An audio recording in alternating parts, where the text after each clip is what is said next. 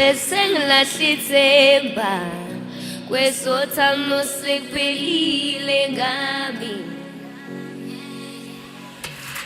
Besengilahlithemba kwesothando sekuphelile ngami.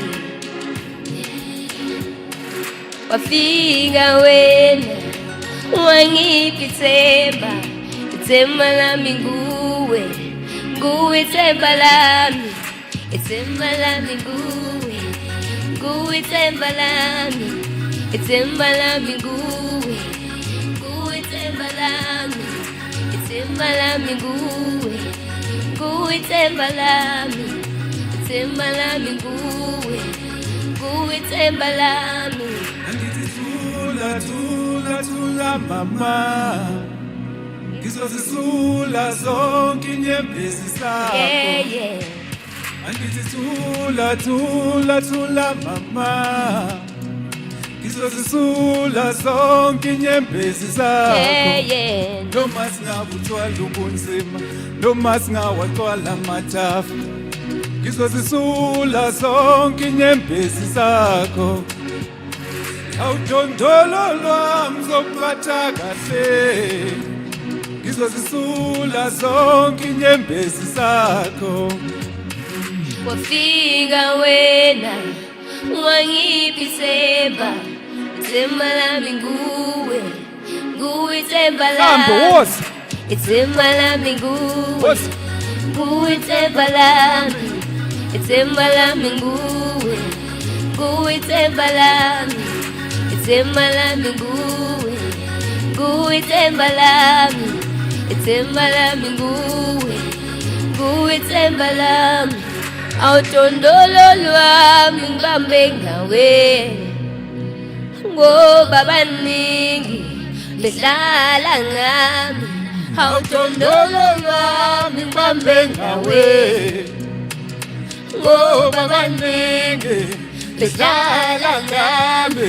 Bengithembise izulu emhlabeni, bengithembise izulu emhlabeni, ngalithwala intombolo mina. Wafika wena wangipha ithemba, ithemba lami nguwe, Asamba nguwe ithemba lami, ithemba lami nguwe, nguwe ithemba lami, ithemba lami nguwe, nguwe ithemba lami, ithemba lami nguwe, nguwe ithemba lami, ithemba lami nguwe, nguwe ithemba lami.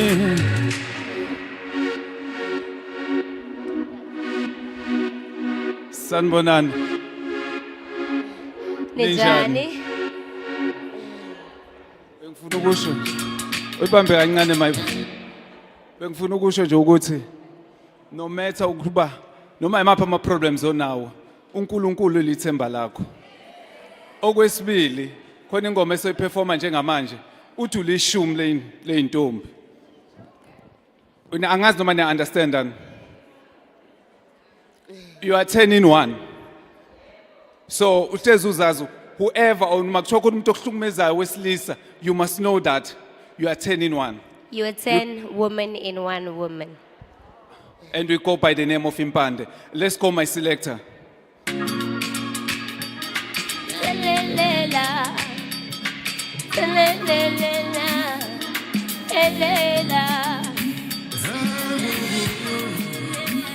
Oh yeah, oh yeah. Uleshumi lezintombi mama ngiphelele mangina, uleshumi lezintombi mama ngiphelele mangina, uleshumi mama, uleshumi mama, uleshumi lezintombi mama ngiphelele mangina, uleshumi mama, uleshumi mama, uleshumi lezintombi mama ngiphelele mangina. sengiwuhambile lo mhlaba magumbi womane angimtholi ofana nawe sengiwuhambile lo mhlaba magumbi womane angimtholi ofana nawe ungithobile siyothandwa sami wawukupina sando wawukupina ungithobile siyothandwa sami wawukupina sando wawukupina Eshumi lezintombi mama ngwelela Eshumi lezintombi mama ngwelela mangina Som Uleshumi mama What? Eshumi mama Eshumi lezintombi mama ngwelela mangina She Uleshumi mama Uleshumi mama Ishumi lezintombi mama uphelele mangina Wawukuphi ithemba lami yabantu bedlalanga Wawukuphi ibambo lwami yabantu bedlalanga Bangiphula inhliziyo manje ngidimele ngipholise dani Bangiphula inhliziyo manje ngidimele ngipholise dani Eshumi lezintombi mama ngwelele mangina Eshumi lezintombi mama ngwelele mangina Uleshumi mama Uleshumi mama Eshumi lezintombi mama ngwelele mangina Uleshumi mama Uleshumi mama Uleshumi lezintombi mama Lelela Lesisizwa baba ngiphelele mangina Uleshumi mama Shit.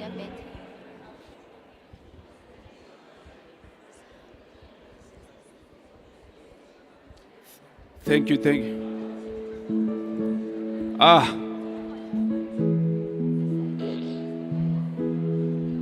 Ususekhathele yakukholula kona ngiyamkhulula noma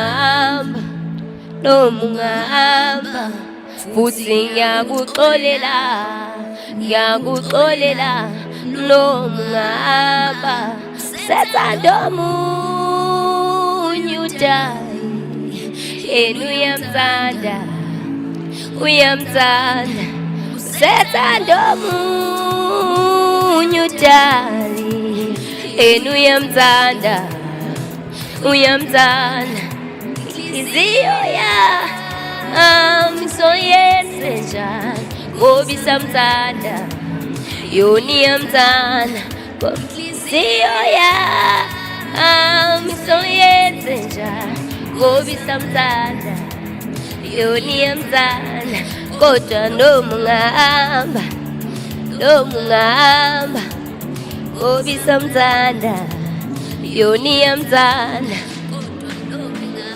Ngithi ngiyabonga yobona abanye kodwa ngiyazi kumaqondana wami Angikholele ngiyaboya angikholele ngiyaboya bengithi ngiyaganga yobona abanye kodwa ngiyazi kumaqondana wami Angikholele ngiyaboya angikholele ngiyaboya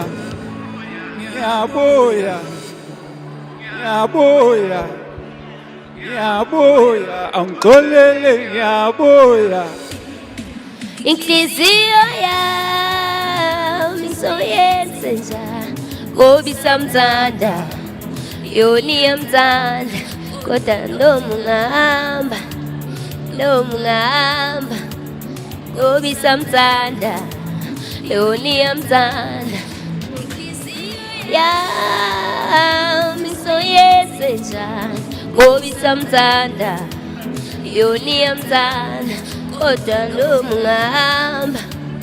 ungahamba ngoba isamthanda yona iyamthanda noma ungahamba ngiyabuya ngixolele ngiyabuya ngixolele ngiyabuya ngixolele ngiyabuya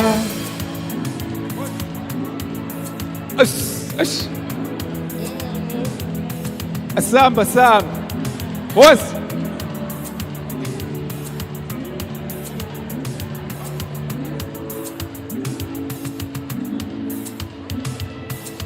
shit nahlala phansi la ngajiva bafethu siyabonga kakhulu. Thank you so much. We go by the name of Impande. Siyabonga.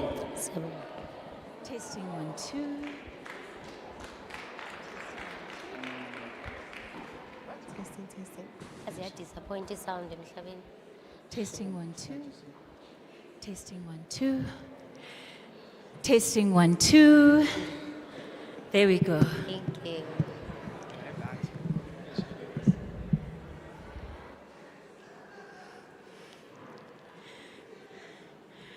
Good morning, everyone.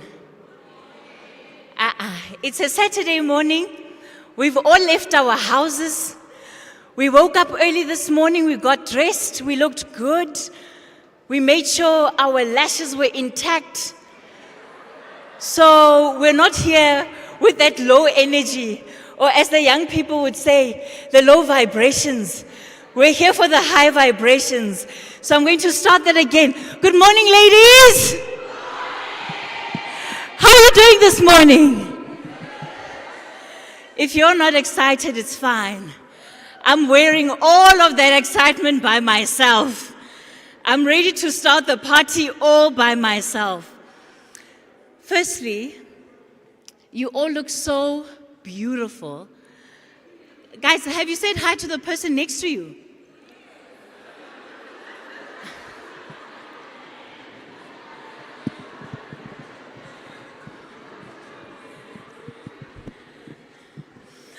I know how shady you can get when you go to events. Because you're like, Ish, I don't know who this person next to me is. I don't know where they come from, what their story is. So if you don't know the name of the person next to you that you did not come with, I'm giving you a second to find out their name. Say good morning to the person next to you, short introductions.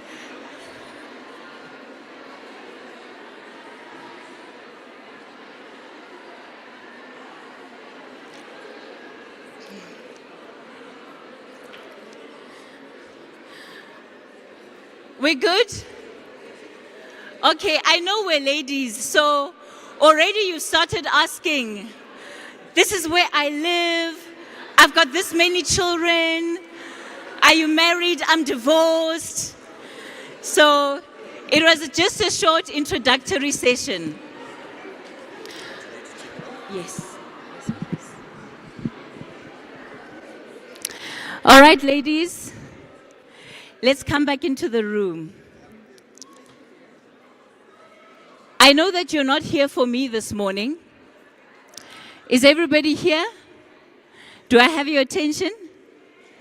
Thank you so much. I know that you're not here for me this morning. You're here for our wonderful guest speaker. And you're dying to hear from her what today will entail. So we've switched things up a little bit, right? For you. She didn't do this for anybody else but for you. So instead of just giving us an address, our speaker has said, you know what, Kathy, these women, They're too important for that. They're too organized for just ordinary speeches. I want to pour out of my heart for them. I want to make sure that when they walk out of here, what they walk away with are answers that they wanted to hear to questions they had coming into this forum. So, Umampumzile Mlambo has said that this morning she's going to do an open session. So when I call her up, we're going to sit down. We're going to have a heart-to-heart. I'm going to ask her 2 questions only. And then after I ask her those 2 questions, the floor is going to be yours. You are going to have the opportunity of interacting directly with her. And I encourage you to start thinking about what it is that you would want her to answer. You know, sometimes we go through life and we think, you see her on TV, you saw her at the United Nations, and some of us are like, yo, if only me also, Lord. When you are counting others, don't forget my name. And so we've seen her on the world stage. When we look at her, we admire her. We want to be like her. She represents everything that we as the women of this country can be. And today she says she's giving us an opportunity to ask her, what is it that she did to become the woman that she is today? And we're gathering as we conclude Women's Month in this country, right? Women's Month. Hello, Women's Month.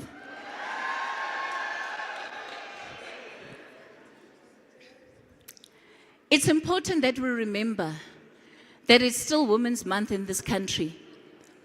Because even though our lives are not what they should be, we must never ever forget that we're standing on the shoulders of giants. Women they stood up, guys. They staged one of the biggest political protests that this country has ever seen. They were reduced to, no, you guys are wives and mothers, stay home, mind your business. That's what they were told. Mind your business. But they rose up in a united voice, and their protest was a protest that shook this country. So the reason why I get excited when women get together is because I know there's a shaking that's about to happen. There's a shaking that's about to happen, right? Don't believe what the world says. Don't believe the media when they say, no, women can't get along, women hate each other, pull her down syndrome. No, not the women that are in this room. And that's the spirit in which we're going into today with. Because everybody that is here because they want to see their lives go to the next level. You did not wake up early on a Saturday morning. You could have been in bed, you could have been with the children, you could have been doing so many other things. But you decided that you needed to be here today. Why? Because sometimes you're just like, I just need that breakthrough, man. I just need, if I can just meet that one person who I can partner with on this one thing, who's going to make it happen, and together I'm going to be able to get to where I need to go. That lady might be in the room today. So that's the attitude that we're going to take. We're going to be aware of the fact that you might be carrying somebody else's answer to a prayer they've been making for a long time. So when somebody walks up to you to say hello, to say hi, don't be, who are you? Why are you here? Right? This is what we call networking. It is a networking opportunity. You are building relations with the people in this room. And you guys know what the program looks like for the rest of the day. So we've got some powerful people that are represented throughout the rest of the day. So on that note, I've set the context, right? We all agree. We're in agreement?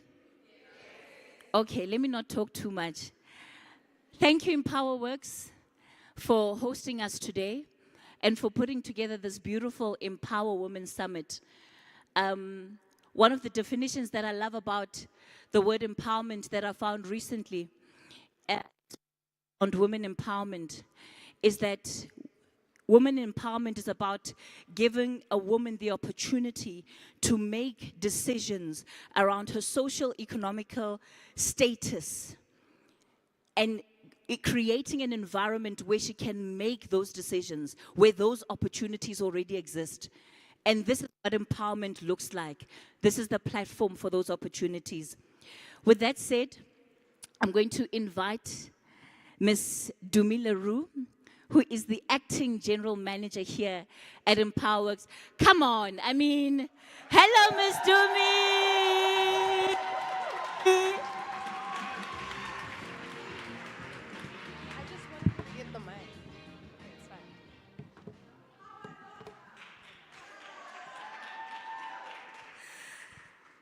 Good morning. Sanmonani, Dumelang, Absheni, Dimacheroni, Goeiemorgen. Hoe gaan het? Ladies, a very warm welcome from us at Empowerworks this morning. We truly thank you for taking time in all your busy schedules to join us today. Women of passion, women of growth, women of change. Today is the day that we set the tone of the future of this country.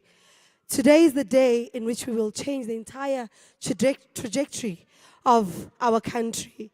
Okay, we're going to ensure that women are going to be empowered today. We're going to be recognized in those boardrooms. We're going to understand that we need to get to a point as women where we work together to create change in all these various industries that will be unpacked today. A special greeting this morning does go out to Dr. Phumzile Mlambo-Ngcuka, Professor Morris Radebe, as well as Ms. Sepeng. Thank you so much, leadership, for joining us. We truly appreciate your presence this morning. I think without any further ado, I will get straight into the reason why I stand before you. I am a young lady, I'm a young person, and I am an industry leader at my very young age. Thank you. And I'm here to really expose you to who Empowerworks is. And as presented by Usis Kathy, I am the acting general manager for Empowerworks. And I'll be taking you through who we are. So Empowerworks has really been around for the past, I'd safely say 15 years now. We're under the leadership of Mr. Simpiwe Masiza. And for the past 10 years, we've really focused on creating transformative events. We are a team of highly experienced marketing, leaders. And what we do is we offer bespoke solutions to marketing, communication, events, as well as PR. So we do clientele service on a day-to-day. We service clients both in the private and public sector. But over and above that, and something that's really close to our hearts, is the different properties that we run under this phenomenal company, and again by the leadership of Simpiwe Masiza. We cover a number of properties that cover the entire human ecosystem, from women to men to youth to entrepreneurs, as well as a speakers firm that then represents some of the talent that's also seated here this morning. Okay, so the first thing I'll take you through is Empower Youth. So besides my title of the acting general manager, I'm also the head of Empower Youth. This product is very close to my heart, and I think it's very obvious why. The fact that I'm a young person advocating for opportunities for young people. I literally live to serve, and I'm serving the youth of this country day by day. We're giving hope and creating change to the young people of South Africa. So where we started was 8 years ago in Orange Farm. So that's in the south of Johannesburg. And what we decided to do as Empowerworks is really expose young people that are sitting in marginalized areas to different sectors and industries that exist in terms of the world of work, and how they can really grab a hold of those opportunities and also understand what skill set they need to possess to be able to fit in that particular industry. So we started running those in 2015, and I must say there's been exponential growth between then and now. You know, last year in 2022, we for the first time were audacious enough to hold 8 industry stages. This year we've done 10, and guess what? but Empower Women tops it off with 12 industry stages today. All right, so again, the focus really is to make sure that young people are not left behind. They are the future of this country, and what Empower Works is doing is playing our part and our role in ensuring that we're grooming the future leaders of our country. So let me not talk too much. I'm going to show you a visual of how Empower Youth takes place.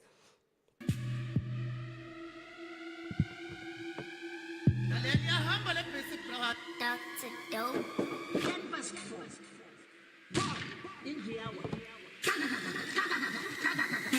241,000 to a staggering 4.9 million people out of work. Empower Youth. The Orange Farm Empower Youth Transformation Program. It's a youth movement by the name of Empower Youth. The Empower Youth Week. Empower Youth, Empower Youth. Empower Youth is really a property of Empower Works. The Empower Youth is a product of Empower Works. Before the end of this year, 2023, we will have visited the Eastern Cape, the Northern Cape, the Free State, and we will be left with one province to visit, being the Western Cape. And I've already spoken to the youth unit in the presidency. We must be part of the preparations for next year. And can you give me, out of these 5 young people that must go into ICT, I will give them bursaries. Mapule will give you mentorship, and will assist you to get funding. We are putting down money, the committee 1.4 million. And we're looking forward to partnering with you, because in you, we see not only the future of Orange Farm, but the future of the country. I came to attend the Empower Youth, got a sponsor for me from Bonpeg. Hi everybody, I'm Winnie Lamani. I attended Empower Youth Week in Orange Farm 2021, who then unlocked doors for me. Empower yourself by acquiring knowledge and understanding what are you passionate about. The Empower Youth Week, which is such a progressive initiative that is aimed at advancing the interests of young people. And so to be able to partner in this initiative is exactly in line with what our vision is. Empower Works and others create these platforms for us to enable, facilitate and support youth development. Every year at WNRC, we offer 10,000 opportunities to young people.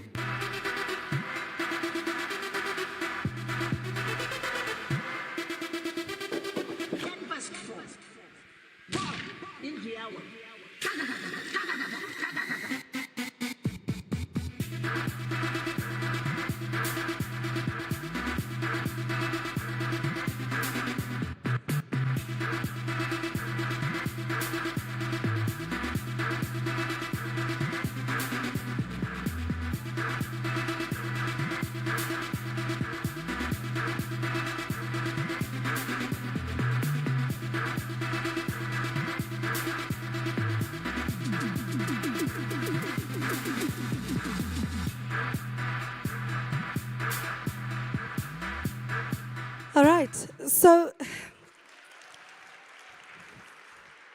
thank you so much. Thank you very much.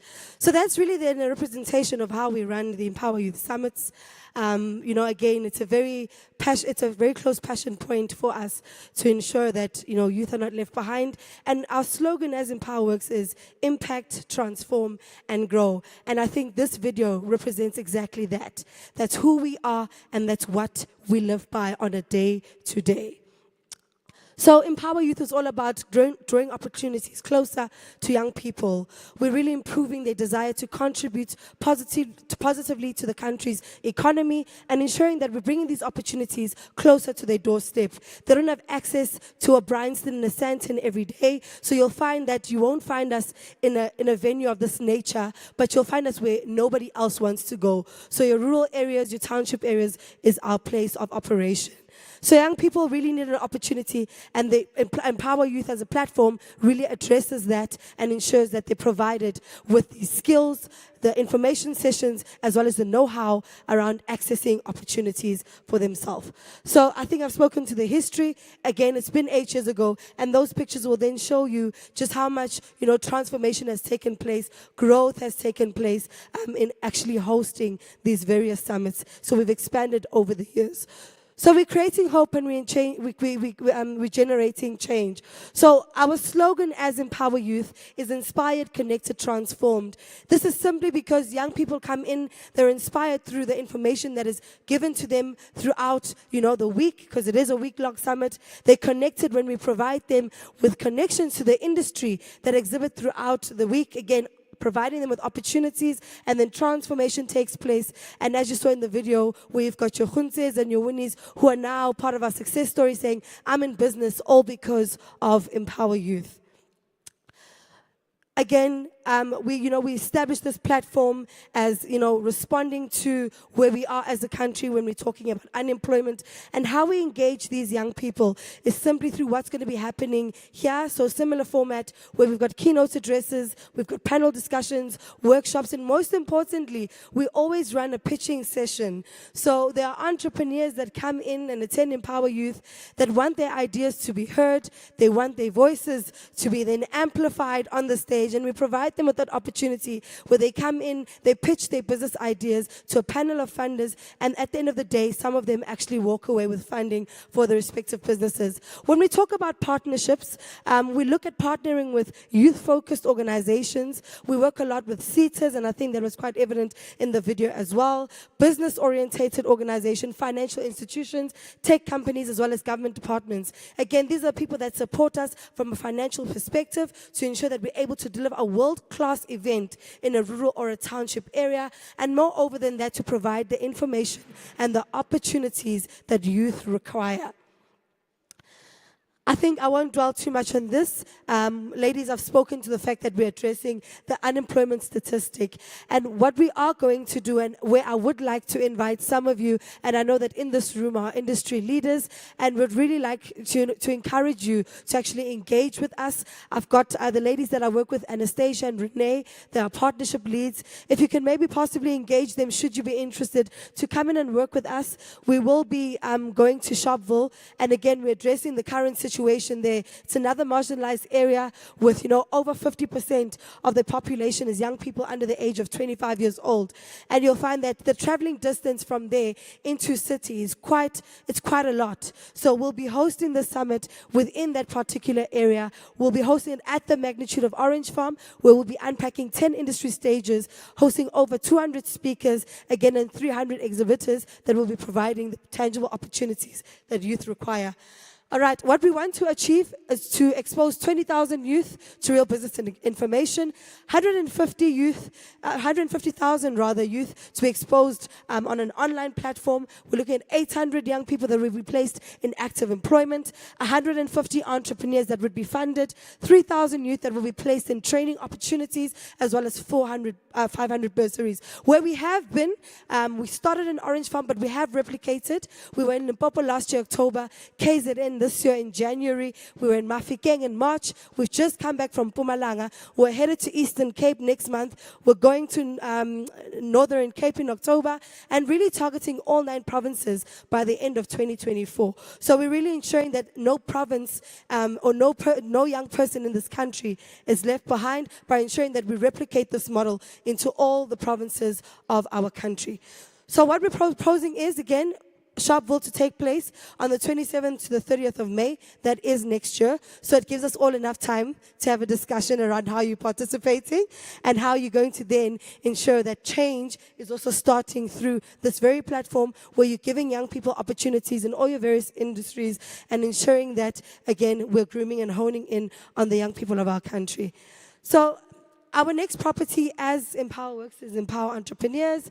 So again, we've started a few years ago, and what this is all about is really to make sure that we're capacitating township entrepreneurs. So it doesn't matter where they are within their journey. It could be at ideation, they're just a startup, they're looking to grow, or they're looking for expansion. We host township summits that speak to exactly that. So we started in 2018 at the UJ Auditorium, and as COVID then hit our country, we transitioned to having a series of digital conversations for a period of over a month, where entrepreneurs came in or logged online, and they were exposed, they were networked, they were mentored, and they were funded for all their businesses. Sorry, you see, Kathy's like, on my back now. So I think I won't speak much to that, but again, we will be rolling the Empowa Entrepreneurs Summits later on this year in November.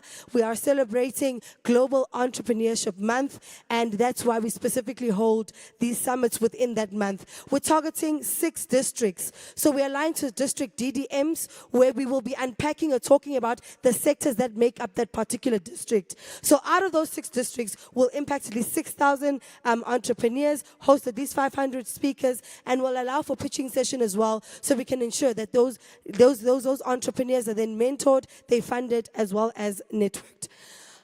Lastly, on my side, before I invite Kristen, because she's going to come up now. We're going to be having a funding summit as well. This is still in November. So here we're looking at targeting SMMEs. The number that we're targeting is 1,500. And what's really going to be happening there is we're speaking to the narrative of around 10% of our entrepreneurs in South Africa having, a lack of access to funding for their businesses, discussing what are the reasons that entrepreneurs can't access funding, so things like high cost to capital, lack of collateral. Many people don't know what are the options that are available for them. And lastly, there's also distrust in financial institutions that have grown in when it comes to entrepreneurs tapping into these institutions for funding. So again, this platform is going to be discussing all these issues and how we can mitigate them to ensure that entrepreneurs are funded, they're networked, as well as they are mentored. So I think the partners that we're looking for, it varies between government, loan financing, equity funders. We're looking at impact funders, enterprise development departments. These are the people that are going to make the summit happen. These are the people that are going to make it possible for us to be able to capacitate all these entrepreneurs that would have registered to attend this particular event. I think, Kristen, you can possibly come up. I think the ladies all know why we're here today. This is also one of our other properties. It's Empowa Women, and it's why we all sit here today. And we've done this now for over the past 5 years, and we've really held it in partnership with the ULP. So that's a company or an NGO named Unleashing Leadership Potential, where we've discussed different industries in smaller groups. So it hasn't really been this large, but we've unpacked sectors like oil and gas, transport, discussing these male-dominated sectors, the impact that they have on women, and how women are actually be able to recognize within boardrooms and are able to actually drive and create change within their different spaces. Okay, so Kirsten, I think I'll give it to you so you can take us through Empowa Men, because Kathy's going to kill us round about now. Thanks, Jimmy. Isn't she wonderful? So, Empowa Men. You might be wondering why we're talking about it today. But if we want something like this to happen, if we want transformation to happen here, we need to speak to men first. And launched it in 2019, and we had the most astounding summit this year, where we had men having these incredibly frank, raw conversations. We had a lot of emotion, and we had a lot of transformation in the room. It was incredibly special. So all of you ladies here, tell your men about this. Get them to come and have a conversation with us.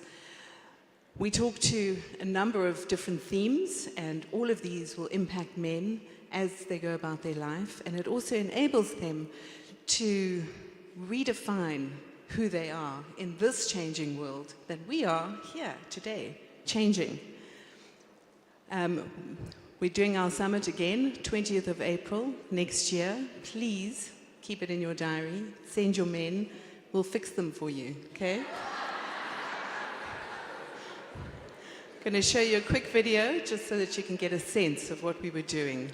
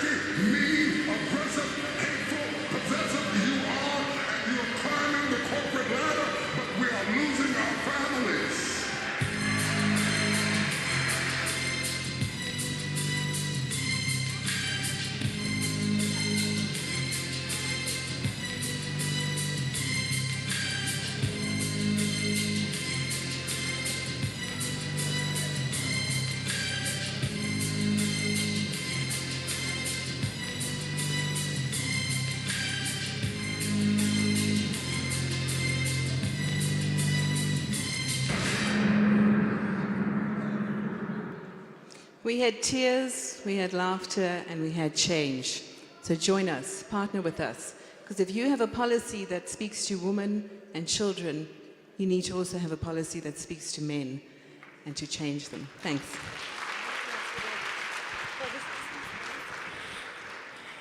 Thank you so much, Kirsten and Dumi. Please give them another round of applause.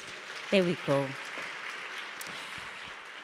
Hey, you know, Empower Works people, you give them a bone, they want the whole chicken. Now they've created a problem for me. But we're going to try and see how we still navigate our way so that we don't delay the other program, the other part of the program that is set to kick in after the session. On that note, I'm going to invite the chairperson of AgriSeta, this is Miss G. Sipeng, to please come onto the stage. After her, you will then also hear the voice of one of our well-known artists who will do the official welcome for Dr. Phumzile Mlambo-Ngcuka. So the next time you see me on stage, we'll be kicking off the conversation with Dr. Mlambo-Ngcuka. Thank you so much.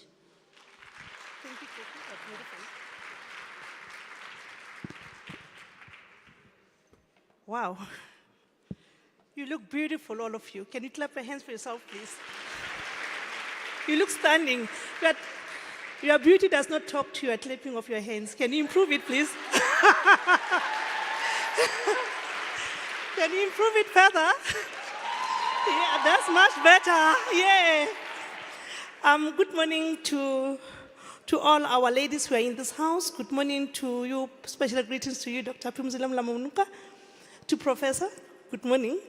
And to Empowa Works, your good morning is more beautiful than any other good morning. And to our honorable guests who happen to be you women, please stand up a bit and clap your hands for yourself. Can you all stand up and clap our hands for ourselves? You are beautiful. You are beautiful. Thank you. Okay, mine is very short. I'm not going to do much. Mine is very short. Kathy, I promise you I won't take much of your time. I won't take the whole chicken, but just the bone. Ladies, today you are special women for today's event. And as we gather here today, our hearts are ablaze with determination to reshape what the world has determined to us. We are living in a stereotypic life that we know that we are limited, that we believe that we are limited, and that's all in our minds. This event is not one of those events. It's a women's event. It must carry weight. It's a women's event. Yes, it should carry weight. Our purpose is to transcend individual endeavors in a collective commitment to forge an environment when women don't survive, they thrive, and they don't just win, but they are the winners of this world. The studies have decided, that to say that women are resolute in truth, and women step into leadership roles without being ready. But honestly speaking, the boardrooms are hot, but we survive. We sweat that boardroom and we spin. I'm a rural woman. I represent AgriSeta. It's not an easy platform. Being a chairperson of an AgriSeta, being in a transformation and on skills development means a lot to every woman who's in this room. My wish is to see each and every one of you in our website very soon.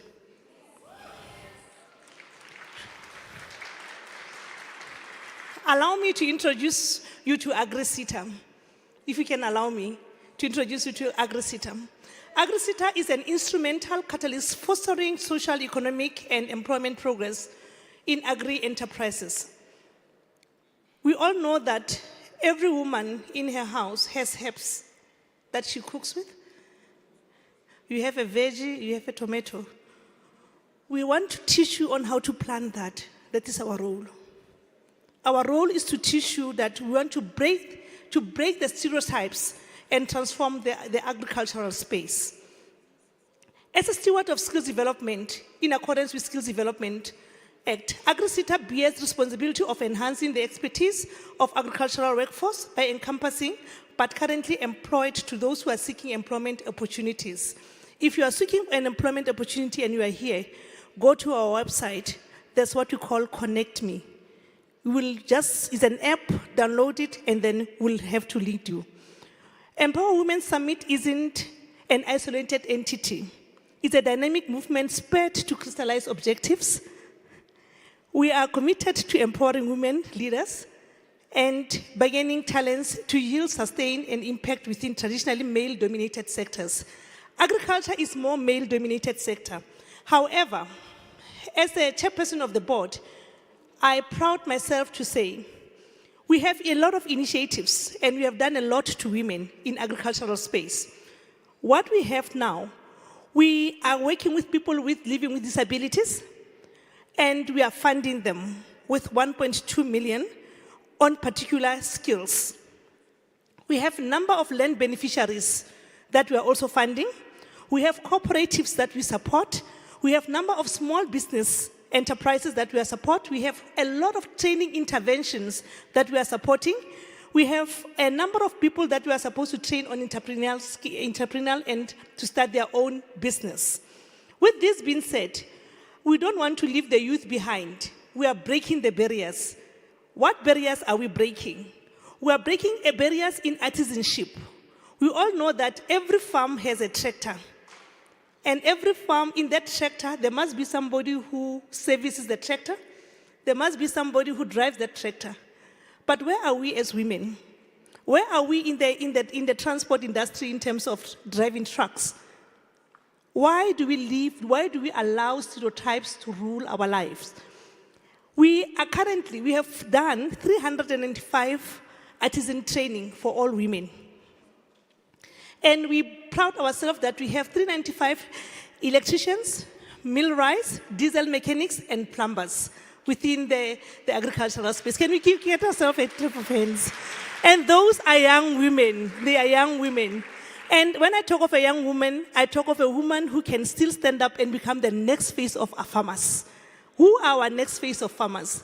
Do we really have next face of farmers? Are we sure that we have next face of farmers? Please raise up your hand if you want to be a next face of farmers so that we can see and identify you. AgriSeta is here. They'll definitely identify you. We are the next face of farmers. With this being said, I'm Katie. I don't think I'm taking a lot of chicken. Yes. We are even evolving opportunities for female agriculturalists. We have advanced technology, new occupational skills linked to 4IR. We are in the process of making sure that mentorship is done in almost every farm where we have our learners. And our learners that are mentored and coached. That means our learnership is not a learnership for the sake of learnership. It's a learnership that has mentoring and coaching in it. So with this being said, I would like to say in closure that if you teach a man to farm, his family will eat because he'll be the one working, Prof. But if you teach a woman to farm, a community will eat. I know that you will never. Let's teach women to farm. Can we just say thank you for this? Let's teach all women to farm. Women are ready to farm. Let us give them an opportunity. Thank you so much, Katie. Have a good day.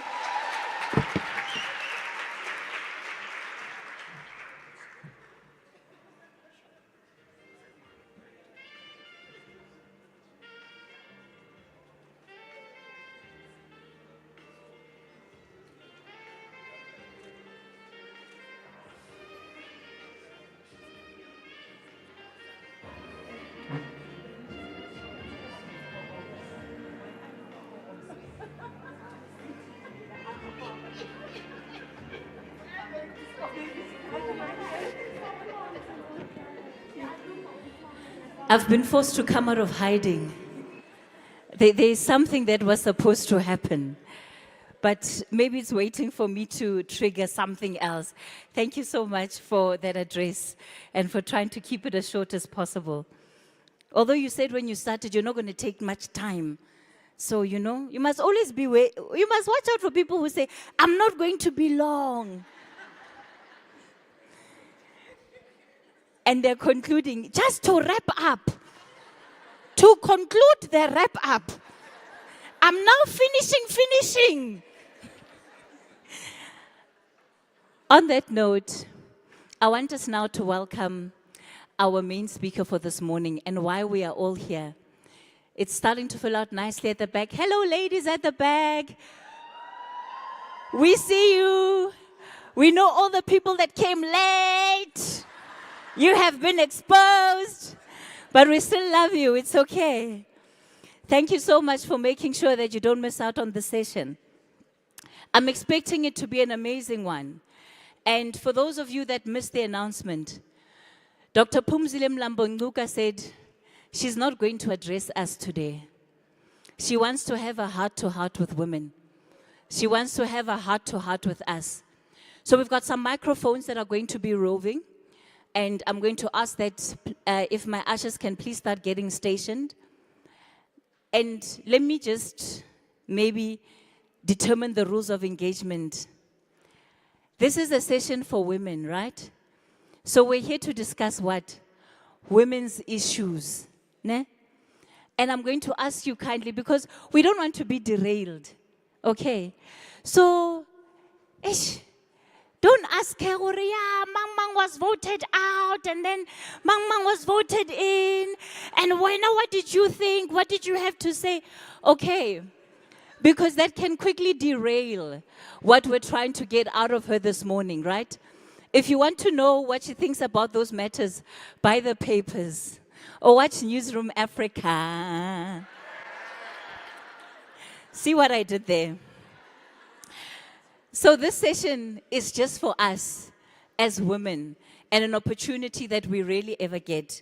So on that note, if you can please stand as I welcome on stage. Come on, let's honor her. Let's honor her. She is our heroine, Dr. Phumzile Mlambo-Ngcuka. Lachi paisaka zuki sikhumba sengqongqo. Ulani indlela kugaba kubumnyama.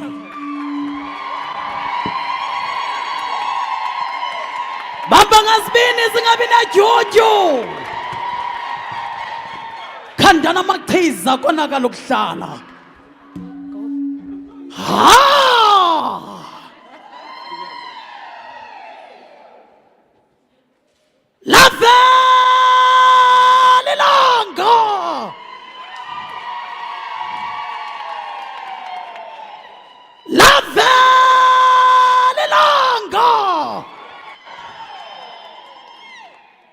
Empower works, empowering woman.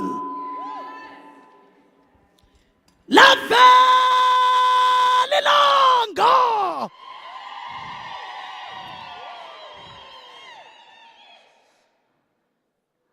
Waqhuma umlambo. Waqhuma umlambo nengxangxasi zawo. Ndevumtyangamba ngezwele ngumbangamba uthi hala hayi hala hayi nguPhumzile Mlambo-Ngcuka, the river of life to our thirsty land. nguPhumzile Mlambo-Ngcuka, umlambo aqhuma kurhwaqela magwala. nguPhumzile Mlambo-Ngcuka, the global moss, the dusky Drakensberg snow like a morning dew on a mountain Hermon. Uthi hala hayi hala hayi. It's the dawning of the dawn, beginning of the new day. Change has come. Rise, woman, rise. Rise, woman, rise. We are the ones we've been waiting for.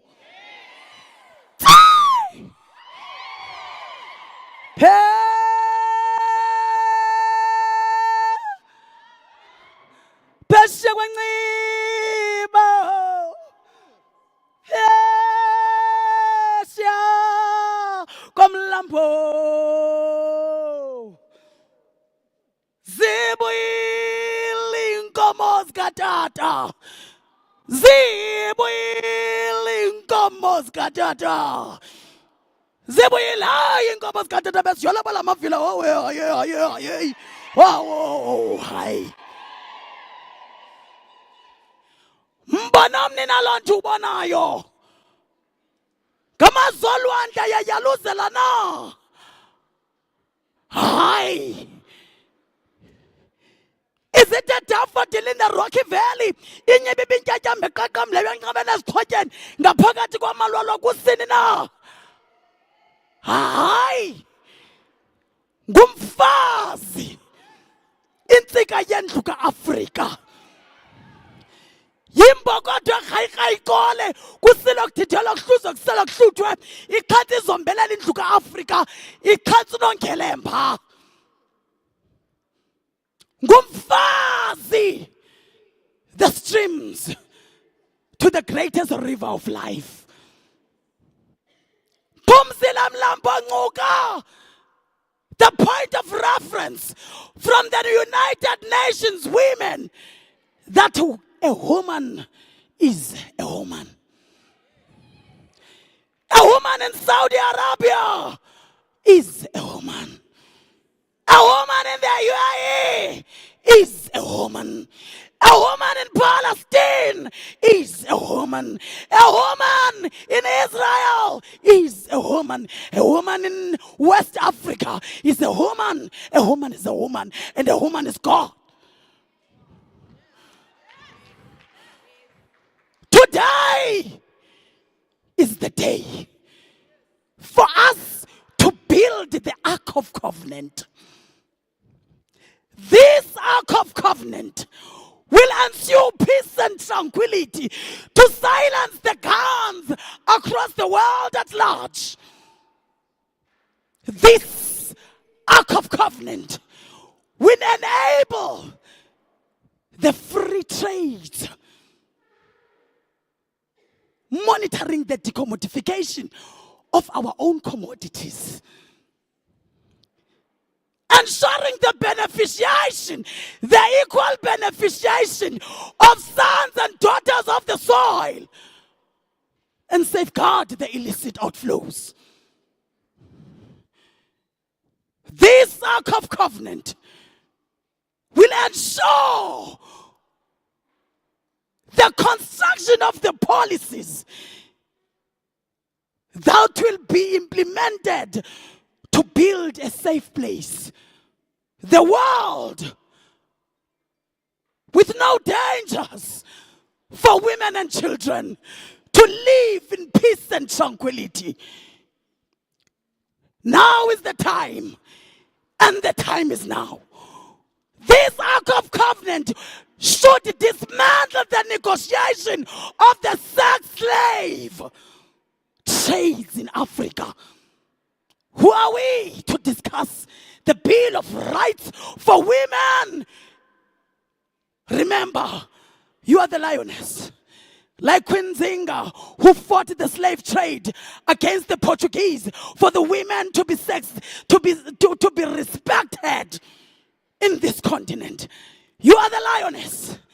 Like Queen Nani of the Maroons. You are the lioness. Raw lioness, raw. Bodla namkhubulwana. Bodla upavumle kudideka ingwevu nengwevukazi. Zibindwe luxaka xa kutaka isikhaka.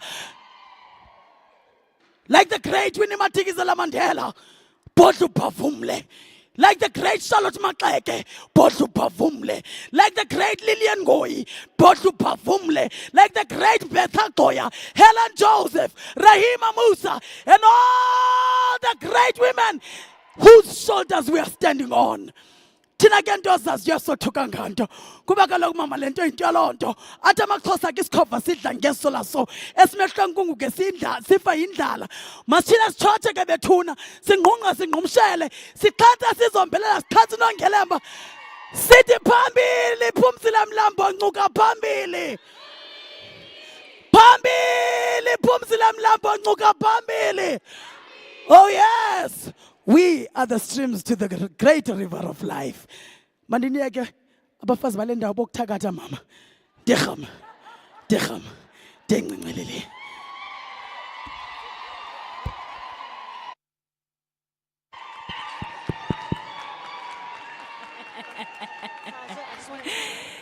Thank you so much for that. Let's give a round of applause to Sis Jessica.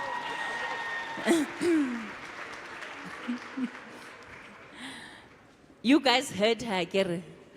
The demodification and the beneficiation. The rest will send interpretations and translations on email. Economies of agglomeration.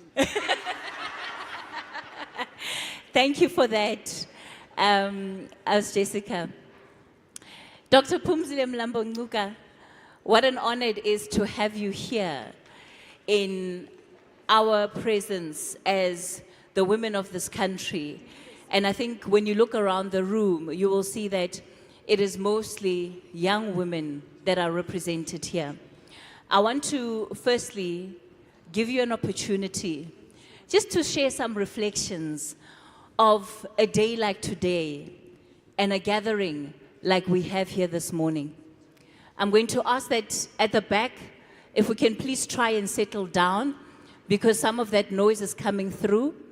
Let's try and settle down at the back so that we can all hear each other clearly. Ms. Mlambo Ngcuka. Thank you very much, Kathy. And thank you so much to Empowa Works for inviting me and for putting up such a good show. And good morning to all you women and girls in the room. And some men. It's actually wonderful to be in this environment. I think this is my first Women's Month activity where I have seen so many women. Woo! Yeah. And this is exciting because these are women in business. And this is an area where we have been underrepresented in general. So if I come to a meeting where the room is so full and it's business women or aspiring business women, it really warms my heart. Let me start by saying it's almost 30 years since we adopted the Beijing Declaration. You remember that declaration? In 1995, that was the first time that the world agreed on a common platform and standards for protecting women. Before that, women's rights were not an issue that was protected in law. So if women were being discriminated, uzawuzibonela. In that conference in Beijing in 1995, 12 areas of work were adopted. Leadership was one, because women all over the world were significantly underrepresented in leadership. We're not there yet, but we've moved a few steps since that time. Women's economic participation was another work area. The other area that was important is girl child. Because at that time when we spoke about children, they were just all children, whether boy or girl. But actually, the girl children had specific types of discrimination that they experienced because they were girls. It was only girl children that in some countries were discriminated against and ended up not going to school or being forced to marry an older person, or suffering genital female mutilation or trafficked.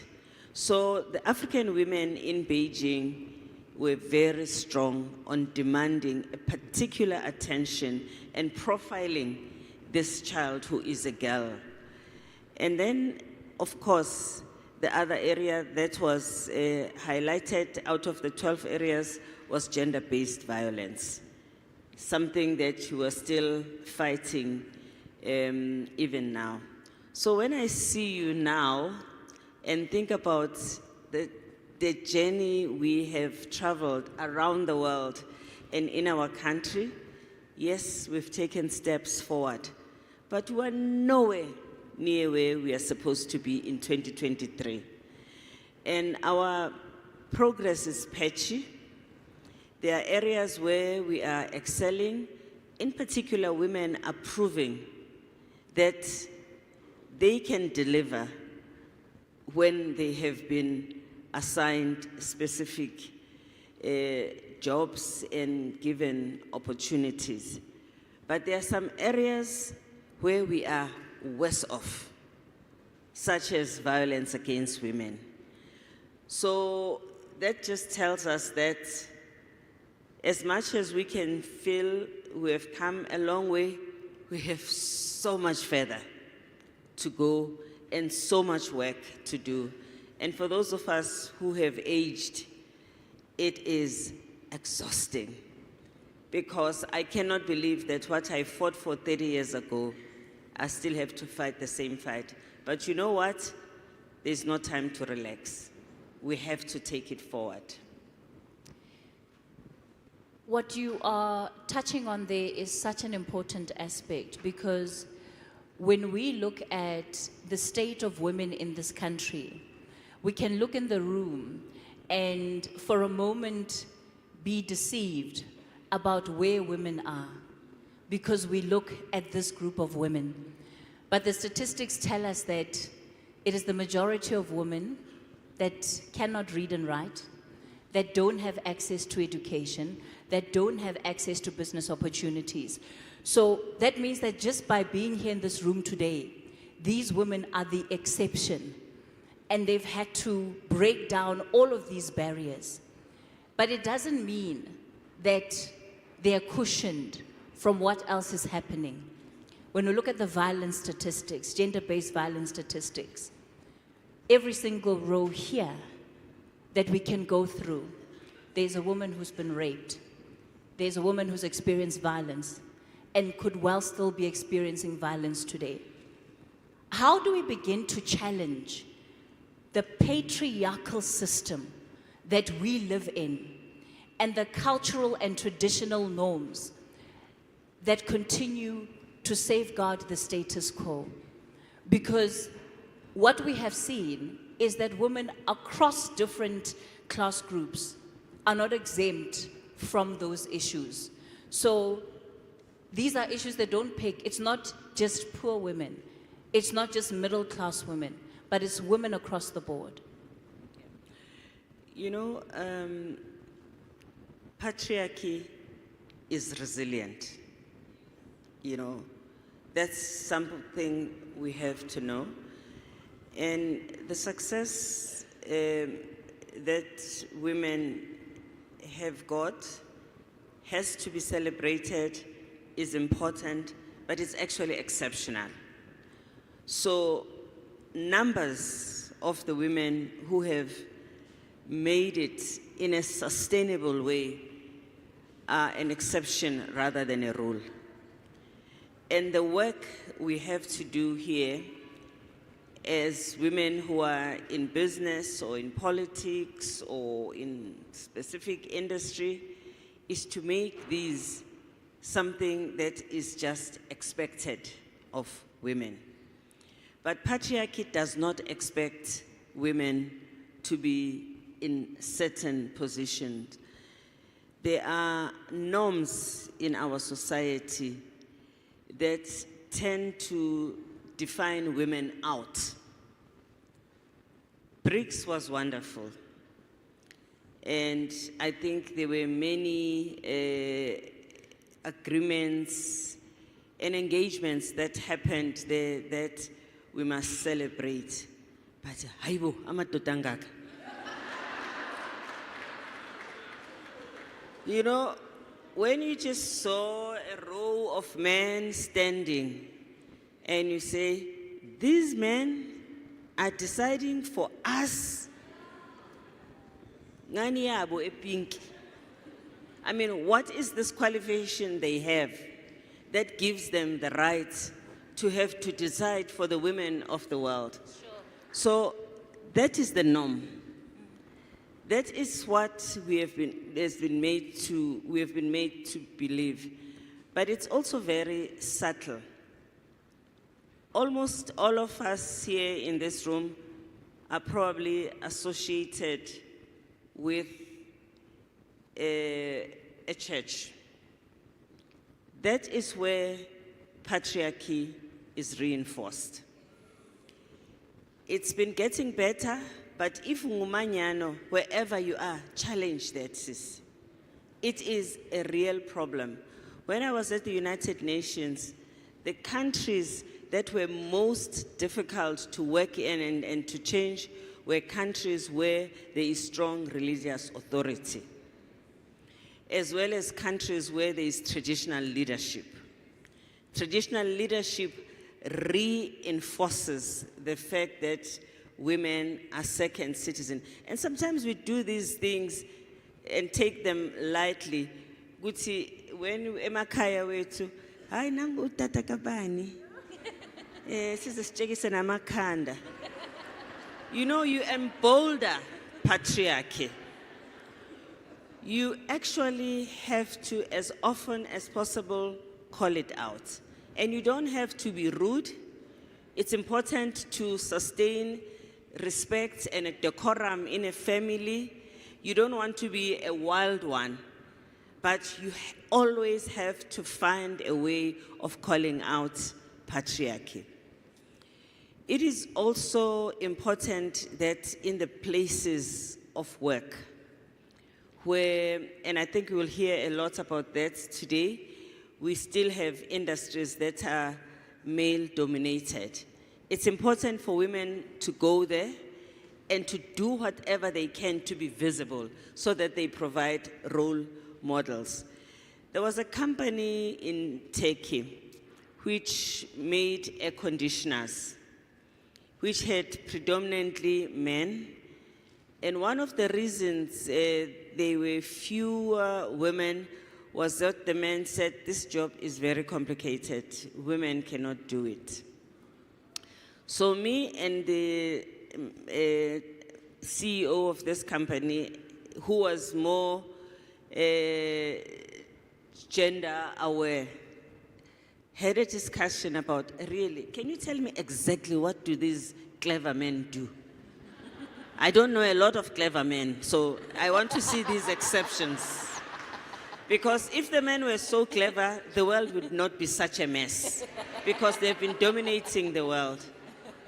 Fast track, the men decided to employ more women into the job, and in no time, productivity ramped up.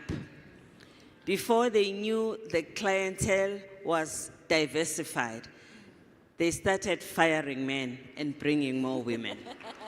So sometimes you just have to prove it and make sure that you can show them that you have to do. But it's important to challenge the stereotypes in society that keep women behind. So wherever you are, if you are in a male-dominated industry, please just come forward. Just push forward and make yourself visible. Thank you so much for that. Can my ushers please raise their hands? So what we're going to do is that all right, thank you guys, I see you. So I'll begin I'll take the first round of questions from the front, I'll go to the back, and then we'll wrap it up in the center. I've got my timer on, my stopwatch. It's here. The minute you start speaking, I press start. You've got exactly 30 seconds that I'm giving each of you to ask your question. No comments, because we're here to hear from Dr. Mlambo-Ngcuka. So the comments, we can debrief together after the session. We're taking questions only. Please begin by introducing yourself, your name, surname, and if there's an organization you're specifically representing, go ahead and do that. Let me begin in the front. Questions from the front section, all right? I've got a lady in the beige, just on the second row. Thank you, I see some of those hands. Okay, oh, should I stand? Okay, pressure. Okay, morning everyone. Everyone looks amazing. Morning, Doc. Thank you for the opportunity. I think before we dive into the differences between male and females and how they go further, I'd like to speak about our own entrenched biases. I'm Dr. Gloria Pasha, a urologist with the Department of Defense. How do you deal with your own imposter syndrome? I feel that with men, it's very easy for them to just decide that this is what we're doing, this is what you're going to be doing, and then they move forward. Whereas with us, we're a bit more apologetic, and we aren't as aggressive with claiming what we think we deserve. So as a woman sitting where you are, how do you deal with the imposter syndrome? Thank you. Thank you, Doctor. Yes. Yeah, I think as women, sometimes we tend to be perfectionists. When a woman sees an advert and there are 6 things you should know that are required by that job, you read all the 6 and then you say, yeah, I can't do this. I'm weak in this. This one, I'm not so sure. This one, ngiyayisaba. And then you just eliminate yourself. Men look at an advert, abuga yeah, judge but and I will fake it until I get to the top. I think as women, we must recognize that we have potential. Even if you don't know everything, you have potential to learn. And it is also important for those of us who are already there to welcome the people that are coming in, welcome the other women, and lift as we climb. Make sure that we assist the women who still have to learn as fast as possible. Sometimes, feedback e bathroom, I think next time ut. Just let's make sure that we are the support system. Younger women in the workplace, where there are other women who are there, you must just give them that face and that nod. If you haven't done it, you have to practice before you leave here. Look at her, give her that thing, and say, I've got you. So that they've got confidence, and they are brave enough to test their own ideas. So we are all each other's keeper, and sisterhood is the most important quality that you can take with yourself to the workplace. Thank you so much for that, Dr. Mlambo-Ngcuka. The lady with the headband, no, behind her. Yes, ma'am. Oh, okay. Sanbonan. Okay. I'm sorry about that. Good morning, everybody. My name is Princess Rachel Mlambo. Oh. I'm representing the organization Contralesa. I'm very happy to be a part of this. And thank you so much to invite me in this juncture. This is my first time standing in such a number of people. I'm always standing in front of Abunda Bezita, Amakosi. I only realized today that I'm not scared of Amakosi, I'm only scared of the queens. That's my first time feeling some butterflies and everything inside me to stand in front of you. Congratulations, queens. Congratulations to the leadership of our own Pumzile Mlambo for being such a leader for us, to carry that light for us as women. She mentioned the part of the traditional communities. We are the community. The traditional community is so different than any other community.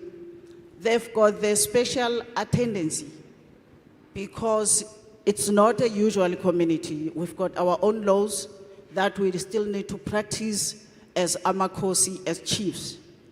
So by being here, it gives us a strength, it gives us a way where to go, it gives us door where to knock, because we need you. We've got women there who doesn't know where to start, the queens, the princesses. We need to activate Amakosi.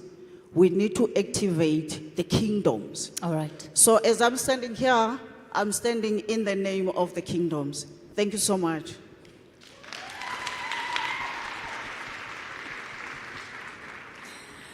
All right. Ladies, thank you so much for that, Sis Rachel. She's the only one I'm going to allow. Ne? After that, say valile, ne? You guys understand me, ne? All right. I'm coming to this side shortly. Let's go to the lady in the pink jacket. She had her hand up first, just further down the road. Thank you so much. Good morning. My name is Itumeleng Sahota. I am pioneering sustainability solutions in the extractive sector. My question to you, Ma, is I think you've put South Africa on a global platform with your role in the UN Women. What could be some greatest lessons that you've learned in that global leadership role that you can share with us? Because sometimes we can be so consumed in the South African context, but from the global leadership role, what can you share with us today? Thank you so much. Thank you. Yeah, I mean, first of all, I do want to say to Umama, Usiswam, Umamlambo, Umabedlu, Umapisa, Umdinega. I do want to say that it's important to remember that women traditional leaders are our insiders in that institution, which is not strong on supporting women's equality. So we need Omama who are already there to be the ones who are working from within and educating the men there to see the issues as we see them. Because we are not in a fight with men necessarily, but we're also very fed up.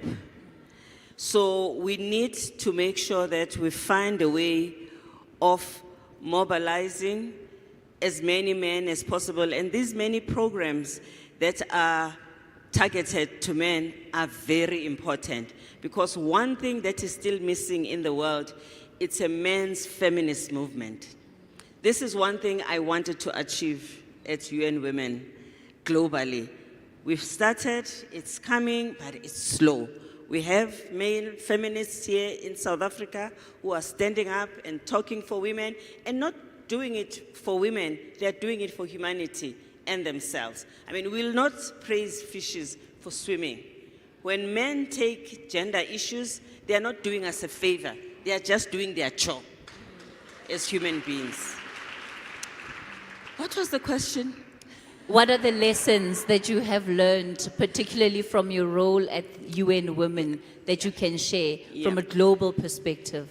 You know, the one thing that was good coming from South Africa was the fact that we received so much solidarity as South Africans for the global community. You will remember that the anti-apartheid movement was the largest solidarity movement that the world has ever seen. That's why njengoba simosha nje siyazihlaza. Because the world loved us so much. They gave so much of themselves in order to support our liberation. So the first stand with me in the position that I was in, where I was fighting for people who are a majority but a minority, who are being discriminated against, was really to use a lot of what I learned from the anti-apartheid movement. Firstly, to make sure that the struggle for women is not just for women. It's not just for governments which is what the United Nations is. It is for the private sector, it is for men, it is for young people, it is for traditional leaders, it is for academia, etc. So one of the biggest things I learned was that as a South African, and as South Africans, we have something that we can teach the world, because that had not been done in the UN before. And the takeaway from there, just with that example, is that as South Africans, we have something to offer. Make sure that if you are on a global stage, you regard what you know from home as excellence in its own right. I mean, the second thing, and very important as well, was to invest on knowing the stuff that you are about. It's important that when you are leading on every issue, you first learn the subject matter as much as possible. I needed to know what is happening in every country in the world, so that even with my eyes closed, you can ask me, what is the situation in Brazil? I can tell you. What is the situation in India? What is the situation in Malawi? Because it was important to gain the confidence, because they don't take us seriously in any case. Even in the UN, we are not taken as serious as we need to be. But also to understand that some of the problems we have are similar to the problems other countries have got. So we should not put ourselves down so much that we end up discrediting ourselves even where we have strengths. So it was important to bring my South Africanness into the job, to learn about everybody else, as well as to recognize that we are unique, but we're not different. Sure. Thank you so much for that. Siyavala this side. We are here now. I'm going to come to the front row last. Because you're sitting in front, you're disadvantaged by your position. You're already privileged. I want to go to the young lady. Just if you can come this side. If you can just go to the young lady with the glasses. Yes, raise your hand. Good morning, everyone. This is a Slanganima, so Wowen. I've been waiting to actually get a chance to meet you.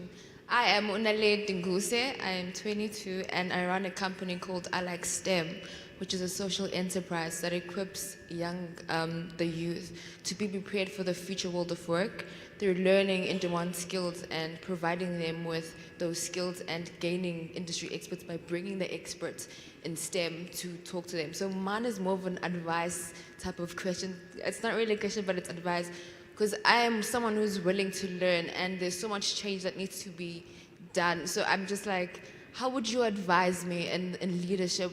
What have you learned through your experience? Maybe a 2 minutes to just let me know what should I look out for? Because I feel like your journey and your experience, because it's a wealth of experience, that could you just tell me about that? All right, thanks for that. Yeah. I think that it's important to define what you want to do, what problem you want to solve, so that you can be focused on that problem. Because there are so many problems, it's very easy to be taken out of your way. And then look at who else is there. Who can you collaborate with? It's very important to never go alone. There's this African idiom which says, if you want to go fast, go alone. If you want to go far, go together. If you want your intervention to be sustainable, make sure that you are part of a collective that is trying to solve the same problem. Also, organizing and other people and working together takes a lot. And sometimes coordination is overrated and it can waste time. So be choosy as well. But, spend the time that is necessary where coordination makes a difference in what you are trying to solve. And it's always important also to have passion, so that what you do, even when it is difficult and it knocks you down, every knockdown means there's another opportunity to stand up. So just put all of those together. And you're still young, so I have confidence in you that you'll have all the energy, the passion, the intelligence to make the difference that you want to make. Thank you for that. Yes, the lady towards the back of this section with a head wrap. Yes, ma'am. Please stand so that they see you. Morning, everybody. My name is Sarah Motwani Sibetula. I am the Managing Director of Tepiso Branding Solutions, which is a business that allows you to connect with your target audiences, to market to them, to sell to them, and to also ensure that you're building a community of brand ambassadors. So my question is, if you are willing to share, what are some of your personal challenges that you've had to overcome to still ensure that you show up? Because sometimes we show up and it's great and we take selfies, but what value do we extract from attending such events? So this is mainly speaking to the personal challenges you've had to overcome that, regardless of what you were going through, you still showed up. Thank you. Thank you. One of the challenges of being a leader is that you reach a point where everybody is polite to you. Does not mean that they take you serious and they are going to help.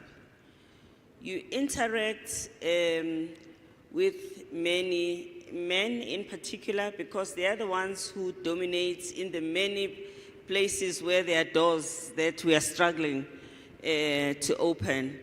They'll receive you politely and speak really good English, I must say.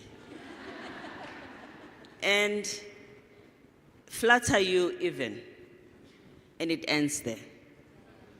I think one of the biggest things for women like yourself who are in leadership is learning to read body language and people's intent.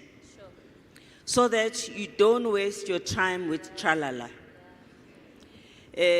People who will make a long statement, and when you get home, it's konje ebethini. Lilonke qabani uthini. You cannot grasp what this person was doing and what difference it's going to make on the problem that you are presenting. So that for me has been one of my greatest concerns, because I do want to use the fact that I have some relative access to people who can make changes, to leverage changes for the many things that we are trying to change. I don't know if you have this feeling sometimes when you almost feel like the time is running out. Whatever you do, you are so anxious that I don't have time to have meaningless conversations.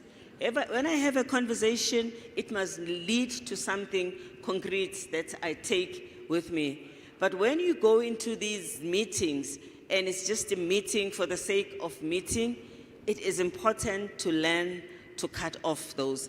And also your time, because it's exhausting.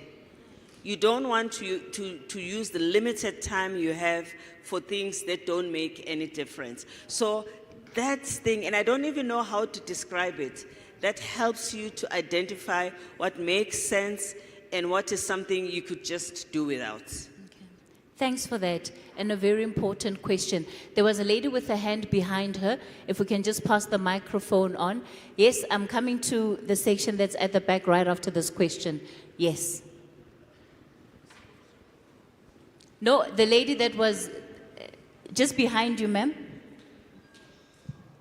Oh, yes, I think it's you, yes. Sorry. Good morning, everyone.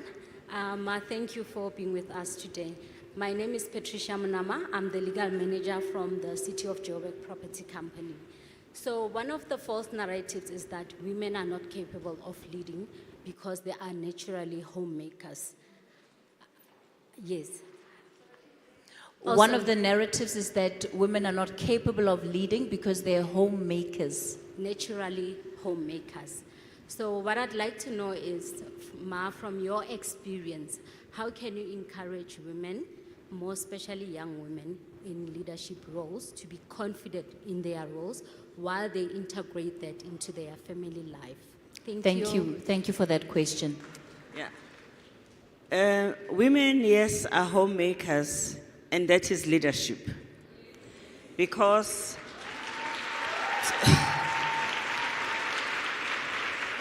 to run a home, it's a job. So we must never undermine that. We call it the unpaid care work. And we argue that it has to be paid. If there was a way of recognizing, remunerating, and reprofiling unpaid care work of women, that's what society should do. But women are not one-dimensional. Women have different talents and they can multitask. A woman can be a homemaker as well as a leader outside the home. And men can do the same. We must make sure that this thing of us being told that we are homemakers, which we are, does not let men get away with doing nothing at home. Because there has to be a shared responsibility at home. Men must also do their work at home. I am encouraged a little bit now that I see more young men who will take their children to school, who will attend to home chores, but not enough. Again, just like you as women in business, you are exception, men who are homemakers are exception. Yeah. This is something that we have to change so that there's enough of both on both sides. So you are a leader, you are a woman, a homemaker, and when you are a business person where your credentials are still being questioned, make sure that they don't forget that you are there. Because by that, you project women's leadership also for the others who may be doubting themselves to see in you that, no, man, ngayenza namlento. How? Nangu sisibani uyayenza. Nami I can get to that and do the same. Thank you so much for that answer. I'm moving to the back. I'm going to have to stand on my feet. All right, let's kick it off with, I'm not going to take all of you, unfortunately, but there's a hand that has been up for quite a while. And if I'm not mistaken, I think it's the lady with the braids that's had her hand in the second row. Ma'am, I think she's just behind you. Sorry. She's just behind you. Thank you. Thank you. Greetings to Your Excellency, Mam Pumzile, and everyone here. My name is Pindile Nkosi. I'm from Emalahleni local municipality. I'm a transversal manager in the office of the executive mayor. I was working with United Nations High Commissioner for Refugees. My worry, it's our own South Africans who are public servants. We are losing it and we don't know, maybe you can help. How can we transform our mindset whereby we know what we are doing for our communities? The first question for me is that most of us, we are here at work as government officials just to warm up seats. And the service we are giving to our people, it's a shameful service. And the thing is, you will find people who are saying, I'm getting paid here, who said I'm working, and they won't even come to work. So we want to know, how do you transform the mindset that if you are not in the correct position, be rescheduled where you will love and enjoy and just play as a game. And All my right. second part, I'm it's going to have to come in there. Welcome. Thank you. Yeah, thank you. Yes, ma'am. I think this is a relevant question for all of us because the public service is the backbone of our society. If you have public servants that are not committed to the job of providing the services to the public, we are really in trouble. I share your views that the consciousness of a public servant has been lost and eroded in South Africa. I think those of us who know people who are public servants really have to do our best to encourage them and to challenge them. Because these are the resources of the state, your resources that are being used to keep the people in the employment. And if they do not provide the service, there is a risk of a total collapse of the country. But also, the poorest of the poor depend on the public service. Those are the people that will suffer most if our public service were to collapse. My first job when I went to government was to work in the public service. In Parliament, I was a chairperson of the Public Service Committee, and that's where we drafted the police Batupile. The law that governs the public service, the title of that law is Batupile, people first. This is how central people are in the way we understand public servants. They are not public bosses. They are the people who must make sure that the lives of the public are better.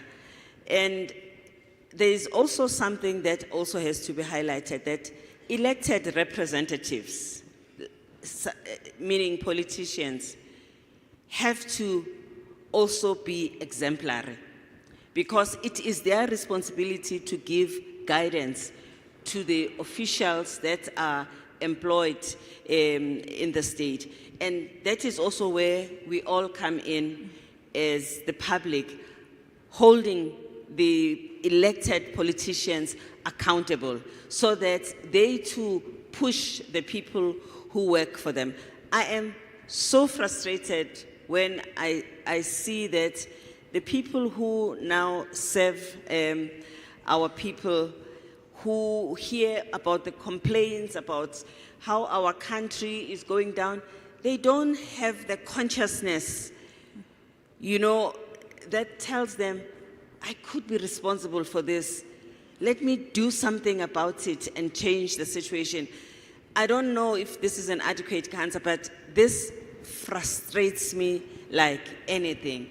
And I think we all have something to do to make this better. Otherwise, we are really in trouble. We are already in trouble, in fact. All right. Yes, ma'am. I think right at the very back on this side of the aisle, the last hand that's up, if we can please get a microphone to her. And then on this side, I'll kick it off with the lady in the front. in the bright, colorful jacket. If you can give her a microphone in the meantime.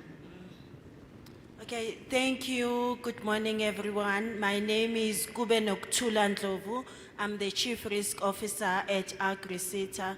My question, Mrs. Pumzile, thank you so much for gracing us with your presence. I'm from Eduduza, Elokshini, and I want to know how do I make a difference to all the women and children who are affected by drugs. Inyawupe is taking over the whole of AgriSeta, high school kids, but I don't know where to start. How can you give me advice, Uguti, how do I make a difference to those high school kids All right. who are affected by drugs? Thank you for that question. You know, this is quite frustrating and quite common in our country. And it's not enough to have law enforcement, but it's important to have good law enforcement to try and dissuade young people from abusing drugs. But we actually need some of the professions like social workers that really understand what needs to be done. I would say to you, it would be important to go to the organized formations of people who specialize in this work, because it's very delicate work, in order to make sure that they can give you the correct advice on what you can do. It is difficult work. You really have to toughen up in order for you to dedicate the amount of time that is required to make a difference. It is also the kind of work where when you see disappointment, you must not be discouraged, because quite a number of young people can be rehabilitated. And when they rehabilitate, they can become part of your support system. They can be the ones who can talk to the other young people who are still affected and enable them to show the young people how they come out of these worrisome habits. All right. Our second last question. The lady in the front, yes.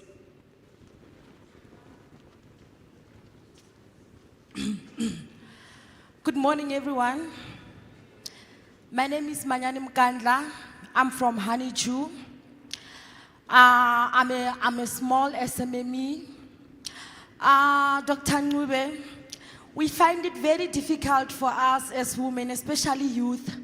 It becomes very challenging when we have to get jobs, because you even find yourself every year renewing your papers, but still you don't get the jobs. So I would like you to advise us as small SMMEs, if there are any small SMMEs in here. All right, thanks for you. that question. And then if you can take the microphone right to the back, there's a lady with a head wrap there. She'll be our final question. All right, let's all settle down. I think when you say jobs, you are meaning contracts and opportunity, because you're an SME, you're not looking for employment, right? Yeah, so let me just check. I brought a friend here today from Procter & Gamble. Is she here? Please stand up. Good. She brought a whole team. Oh, and she brought... Okay. Sisi, these people are looking for you. Thanks, sit down. I wanted you to see them.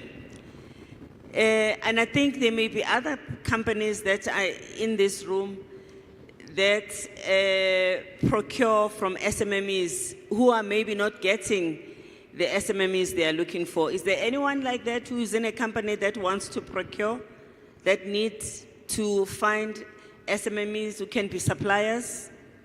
Anyone? Please stand up if you are in that position. Pagamasikbon. Yeah? Yeah? All right, turn around so that the people at the back can see you. They must register those faces. Yeah.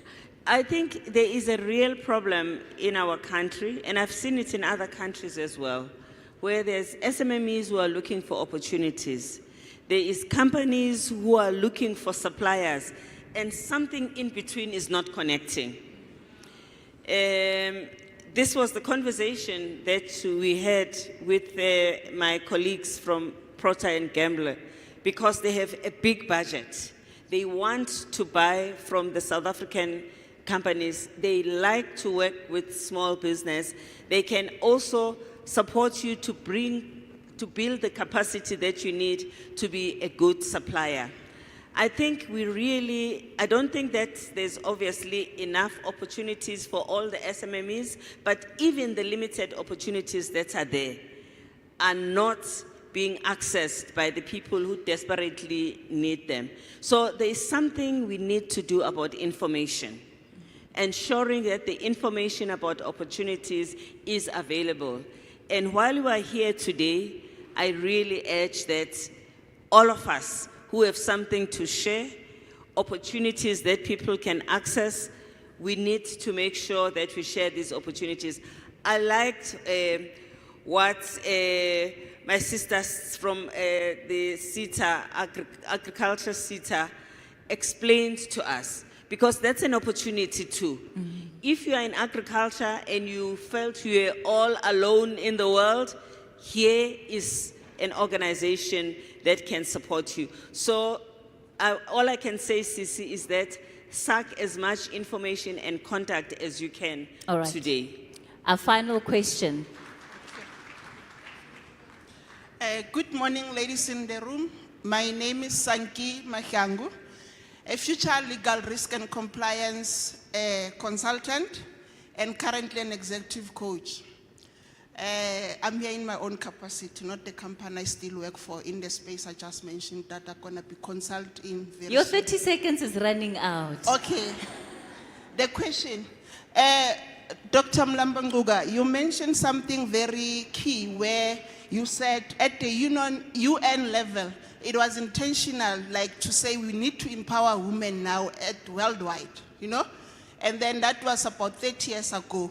Do you have stats that are showing that we're winning, trending up, or what sectors are still struggling, where a person can easily target what to do to improve so that we are everywhere and we are dominating as we are statistically when you look at the population? Thank you. All right, thanks for that question.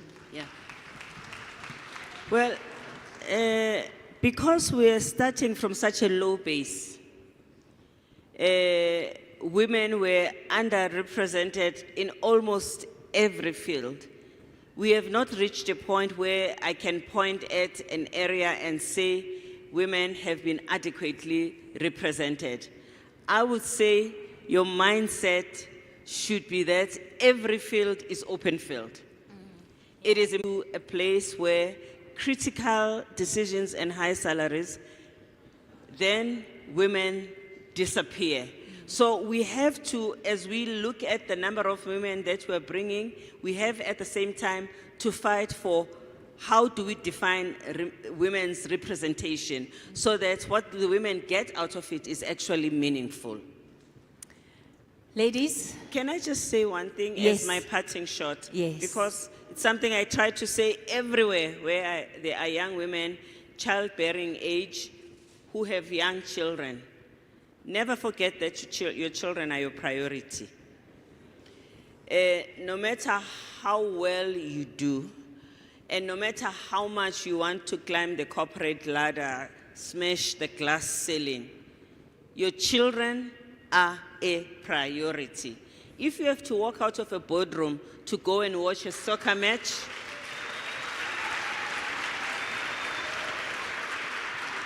because that is important for your person. Your children, your family is what will make you strong through thick and thin. If something were to happen to you today, we will all be sad and do what is necessary. But in your family, no one will ever replace you. And to your children, there's no one like you. So whatever you do, don't forget that. Thank you. Now you're making us reconsider our decisions just this morning. Now we're thinking maybe we should have made breakfast in bed and whatever else was needed. Dr. Mlambo-Ngcuka, thank you so much for taking the time out to come and be part of this session, but also just for the way in which you decided that you wanted to do it differently. I know that it's eaten into our time, but I think that all of the women that are here, all of us really appreciate the fact that you were willing to spend a little bit more time and go a little bit deeper just for our sakes. We trust that you will have a lovely Saturday. I hope you have a safe flight. She's off to Durban because this is what, she says she's in retirement, but I've never seen such a busy retiree, right? She's off to address another group of women out in Durban later on this afternoon. So we hope you have a safe flight. And we know that you're now a member of the Empowa Works family. So we expect to see you again on our stage. Thank you so much. Let's give her a round of applause as she goes back to take her seat.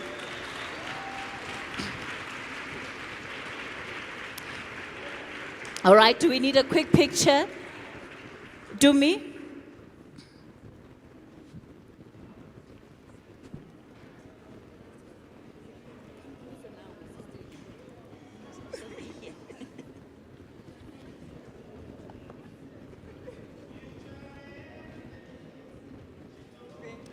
All right.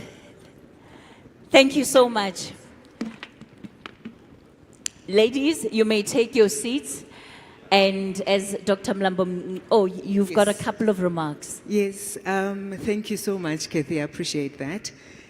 To all the ladies that are here, first of all, I'd like to apologize for running over the time, but also thank you so much, Mama. And we appreciate you. We love you. And I know every time when we say, Mama, we need you, you're always available for us, and we don't take that for granted. I think one of the comments that were coming forth mainly from the ladies that are here is that, Zaz, you must just know we're not here because we like your pretty face. We're here for Uma. And it is the testament of that, it is also in this bag that we have here. We already had packed some stuff, and I had other ladies coming this morning to say, we also want to add onto that bag, so that she walks away with the bag that is full of little gifts and tokens of our appreciation for you, because you really are a representation of what a South African woman should be.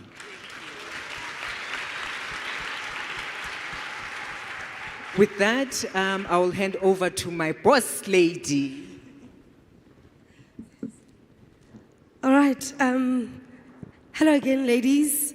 I won't be long. I just need to give direction. Will you allow me, Program Director? Okay. So I know we have run over time, so it's time for the industry stages. But before we do that, I just want to encourage everyone to please do engage us on social media. Our handle is @EmpowerWomen, and use our hashtags, #EmpowerWomen, #EmpowerHer. There will be prizes up for grabs later on today.